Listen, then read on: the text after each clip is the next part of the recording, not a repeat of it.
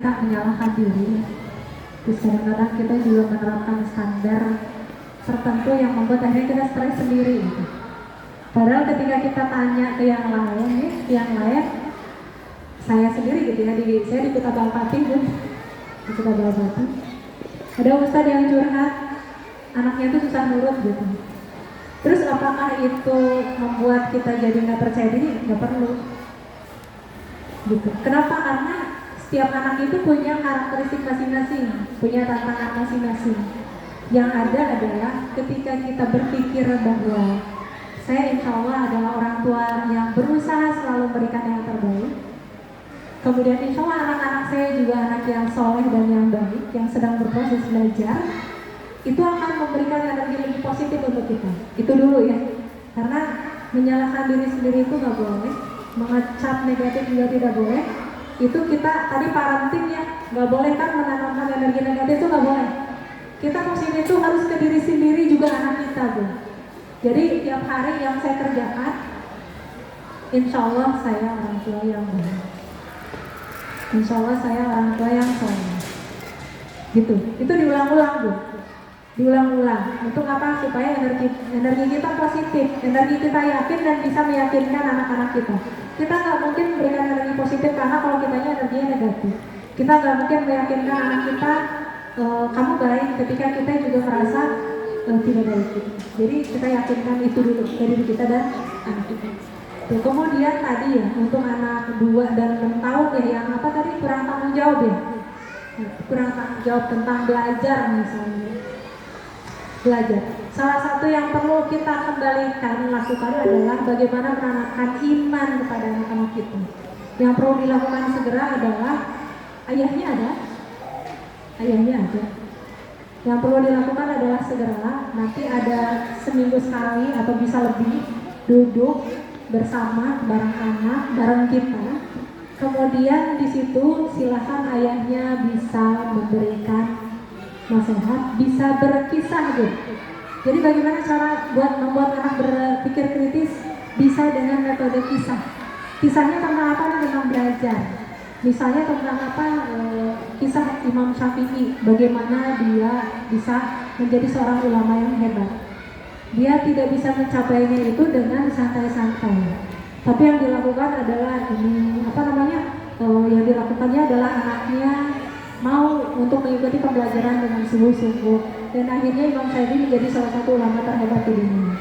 Itu stop, nanti cari kisah yang lain yang bisa menginspirasi, yang bisa masuk ke pemikiran mereka tanpa dilawan. Beda sama kenapa kamu sih nggak belajar aja, belajar tuh buat kamu pintar loh. Itu kan nasihat ya Bu ya. Otak mana yang aktif ketika seperti itu kan? Ini apa ini? Ya. Kalau dinasehati ini yang aktif, tapi ketika berkisah netral. Ketika kita memberikan pemahamannya lewat kisah itu netral. Itu satu kisah.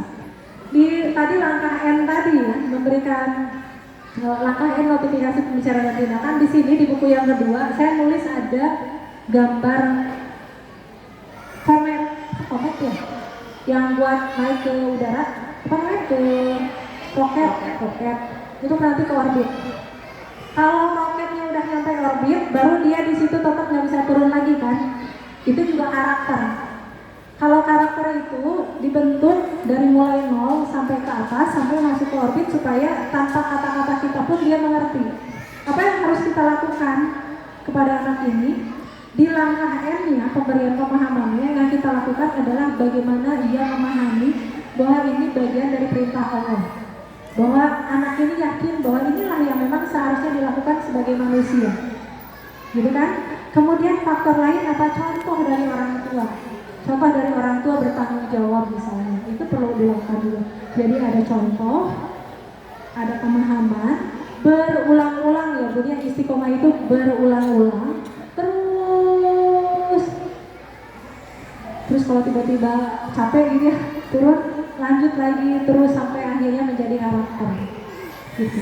Jadi jawabannya adalah seperti ini Bu, boleh untuk memberikan pemahamannya dialog, kemudian contohkan bagaimana kita mendengarkan ke ayahnya dengan seksama semuanya, dan kemudian di situ ayah bisa bercerita, di lain waktu bisa bundanya yang bercerita, berdialog dengan anak, untuk akhirnya bisa memahamkan satu persatu apa yang ingin Bunda sampaikan.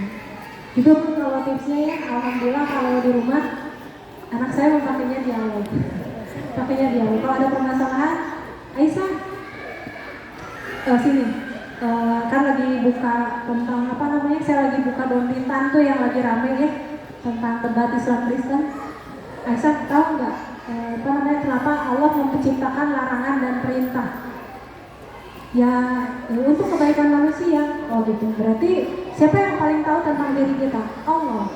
Gitu. Kenapa Dia memberikan perintah? Karena itu untuk kebaikan kita. Kenapa Allah melarang sesuatu? Karena Allah tahu itu tidak baik untuk kita. Kira-kira seperti itu kan ya, dialog-dialognya di hati terus dan tadi berulang-ulang. Semoga Allah berikan keberkahan untuk semua upaya akhirat dunia. Iya.